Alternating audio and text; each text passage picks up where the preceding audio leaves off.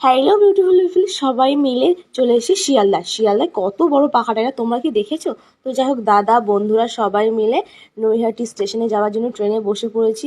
আর চারিদিকে যা হাওয়া হচ্ছে, ট্রেনের হাওয়া খেতে খেতে আমরা নেমে পড়লাম নৈহাটি স্টেশনে নামার পর মাত্র 10 মিনিট দূরত্বে বড়মার মন্দির। তো সেখানে গিয়ে সবাই মিলে ডালা কিনলাম পুজো দেওয়ার জন্য। তারপরে লম্বা লাইন, আমরা গেছিলাম তো রবিবার, বাট খুবই ভিড় ছিল, লাইন পড়েছিল। সেই লম্বা লাইন অতিক্রম করে ঘুম ঘুম চোখে আমরা ফাইনালি মায়ের মন্দিরে সবাই মিলে পৌঁছালাম। আর মাকে কি সুন্দর লাগছে দেখো।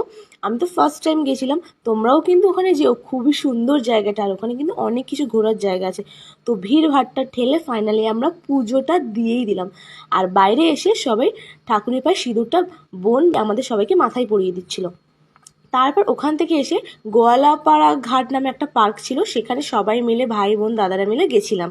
তার পাশে গঙ্গা নদী। তো বন্ধুকে বলছিলাম একটু ফটো তুলি, ও বলছে না আমার ভালো লাগছে না, তুলিস না। আর ভাইরা গেছে রিলস বানাবে না, এমন তো হতেই পারে না। ওরা কতগুলো রিলস বানালো। ফাইনালি বাড়ি আসার পর দাদার সাথে খেতে গেছিলাম রেস্টুরেন্টে।